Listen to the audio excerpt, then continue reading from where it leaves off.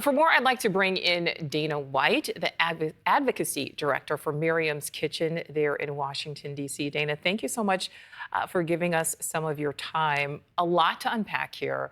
First, let's listen to more of what President Trump had to say about policing. I said, you tell them, you spit and we hit, and they can hit real hard. Police are standing, and they're told, don't do anything under any search. So and you can see they want to get at it. And they're standing there, and people are spitting in their face, and they're not allowed to do anything. But now they are allowed to do whatever the hell they want. All right, Dana, so you're there in D.C. I do want to talk more about your work with Miriam's Kitchen, but what is your reaction, to what we heard there, to what else we heard from the president, as well as those other high-ranking officials in the administration standing there behind him? First, thanks for having me. I want to provide a realistic perspective of what it's like to live and work here in DC. All major cities, as you know, have crime. Ours is the lowest it's been in many years. I spend time at farmers markets during the day and going for solo runs at night, certainly not feeling threatened by our neighbors who live in tents because housing is unaffordable. If policing resolved homelessness, we wouldn't have homelessness in DC or anywhere else in the country. If clearing encampments was ever about anything more than making the crisis invisible, we wouldn't be in this moment. And so the rhetoric that we're hearing from Trump is really to scapegoat some of our most vulnerable neighbors. And certainly that is some of the pushback, because there are questions about when it comes to homelessness, if people are cleared out, where are they going and where are they going long term? Let's listen, Dana, to what the president had to say about some neighborhoods. It's becoming a situation of complete and total lawlessness. And we're getting rid of the slums, too. We have slums here. We're getting rid of them. I know it's not politically correct. You'll say, oh, so terrible. No, we're getting rid of the slums where they live. So, Dina, it certainly is not politically correct, but there are a lot of people who 100% agree with the president. Do you think this is an approach that will work when it comes to tackling homelessness, when it comes to tackling crime? Well, there's no shortage of data that shows what worked. It's housing and supportive services with a housing first approach specifically.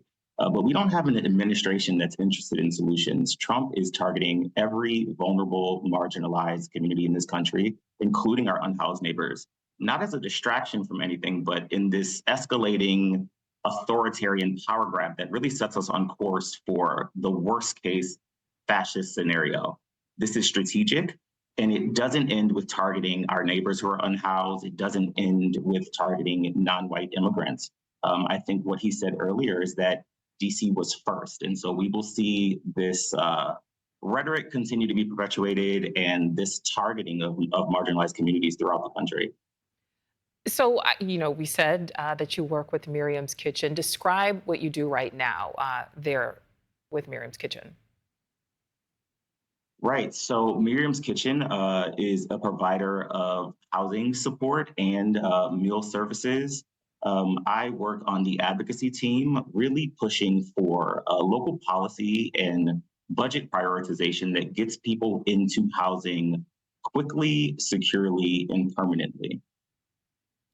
So when it comes to the president's plans, which, right now have talked about clearing out some of these encampments, there has not been a lot of focus about what comes after they're cleared out. What do you say to people, who do look around their own cities and do see that this is a problem there as well? I mean, we certainly know it's very complicated, but what do you say to people who say, but something needs to be done, and these people fully support what President Trump wants to do? Yeah, I would say that homelessness has to be prioritized in policy and funding at the local level and at the federal level. What's particularly alarming about the threat to remove our unhoused neighbors from the streets and from the district entirely is that it's treating vulnerable people as if they are this occupying enemy force. And it begs the question of where they will be taken, who will be taking them, and what about their human and civil rights? And what are the implications for any of us who this administration simply wants to disappear. And where do you think the funding for all of this will come from? Because I think so many times we hear, organizations like your own trying to do work out there, but many times coming up against the wall of funding and not being able to do everything that you would like to do. Yeah, it is absolutely cruel and counterproductive that this is an administration that, on the one hand, is cutting funding to proven solutions to homelessness nationwide, while adopting this approach of criminalization. And the how is vague. The where these people will be taken is vague. I think we have more questions than anything at this point. What do you think we'll hear from the mayor? We'll hear from the council? Because I'm quite sure we will get some response. Yeah, it's hard to say when we will hear from our local leaders, but I think it's safe to say that they have the data to show that not only have we been tackling crime in the district, we have been making a concerted effort to address homelessness as well. All right. Advocacy Director for Miriam's Kitchen there in Washington, D.C. Dana White, thank you so much for your time today. Thank you so much.